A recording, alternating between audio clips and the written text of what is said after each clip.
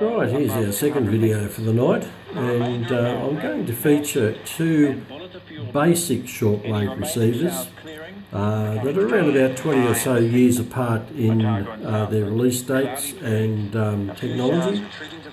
The first one is the Sony ATS 404, which is Sony's basic entry model shortwave receiver. And not a bad radio, simple conversion, you've got to bear that in mind. Here you've got your sort of on-off switch, you've got a sleep button, you can toggle between frequency display and time display, and here you've got various options for your alarm, and you can set up your alarm here, your standard keypad. And here is a band selection button that toggles between the broadcast band, FM band and shortwave band. And then you can have your, you can toggle through the shortwave, the international shortwave bands here. And you've got some memory features on the radio as well. Up-down slewing, tuning or direct tuning is the only options available for the radio. And which I think is a bit of a shame. It would be nice to be able to have a tuning knob. I much prefer tuning knobs. On the top here you've got a light, which is, I must say, exceptionally pitiful on this particular radio. I'll just turn it on. You can see just a bit of a bit of a glow there. You can see it has 45 memories. 14 shortwave meter bands and keypad.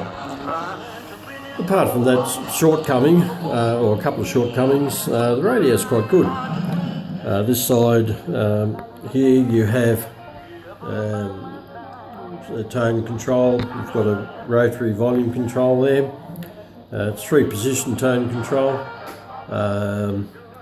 Typical of these sort of radios. On the back you've got a tilt stand, which is very handy, runs on 4 AA batteries.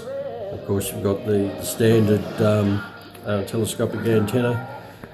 This side you have an FM stereo, and for your earphone listening there's an earphone jack there, and there is an external DC jack there.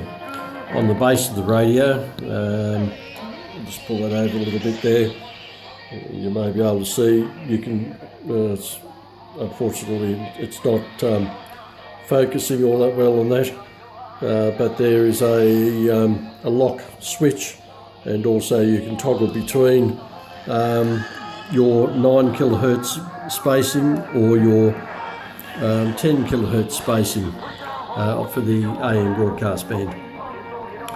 We're actually on New Zealand, Radio New Zealand International's new evening frequency there of 7.245 megahertz. So,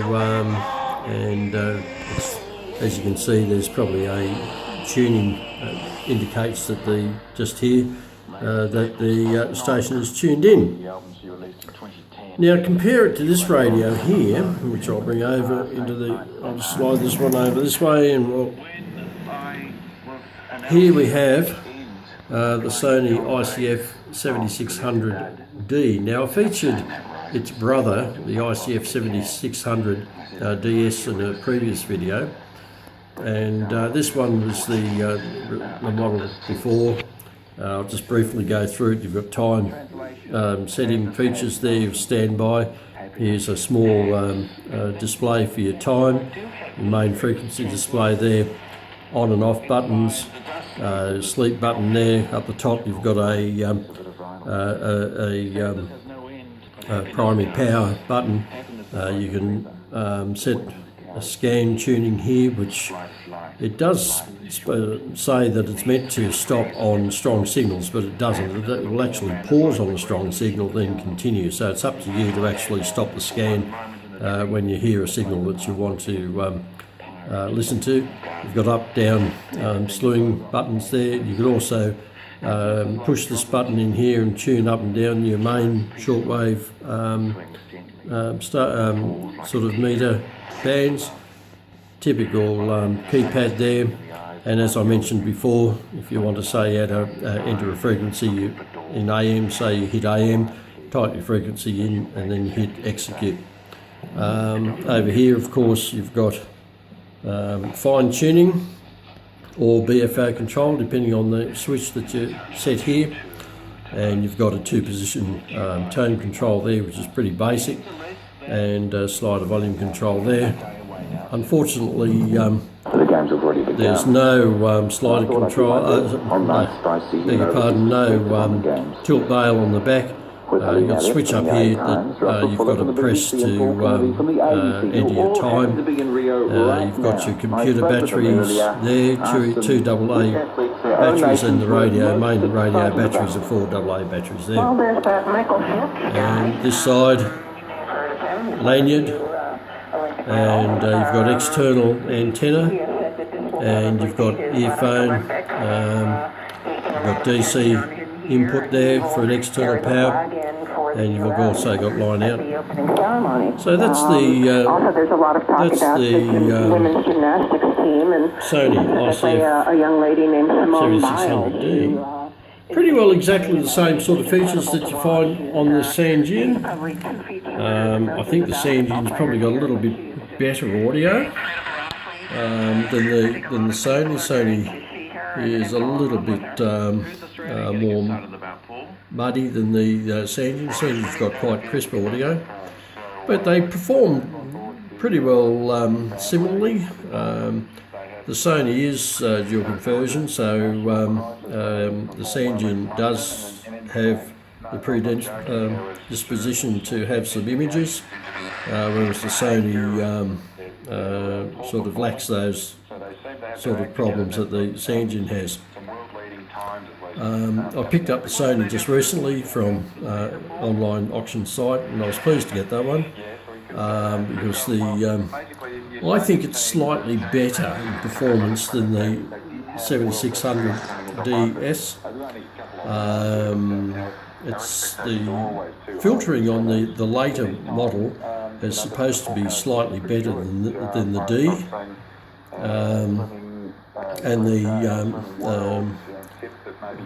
sort of the noise base is meant to be slightly better. But I find for my ears the 7600D is an easy radio to listen to, and quite sensitive. I quite like these series of Sony receivers, and there we are. Also, it's on 7245 as well. You've got also your tuning LED here, which is quite handy. Unfortunately, the Sony doesn't have any light, and but that's neither here nor there in some respects. Now, the Sanjin, if you're looking for a particularly basic shortwave radio, but with reasonable performance, I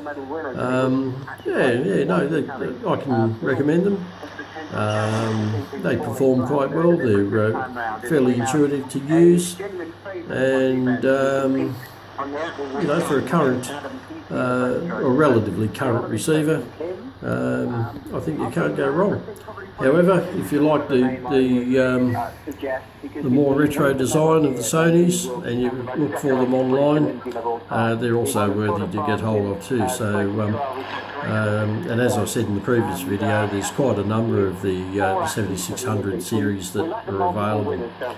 But from what I can gather, the later ones, the 7600D, the DS, and the GS, or GR, sorry, are the ones to get hold of. Alright, I hope you've enjoyed tonight's brief presentation again on these two radios with very, very similar features, albeit around about 20 or so years apart in their technical design. And again, I hope you've enjoyed the video. Until next time, cheers.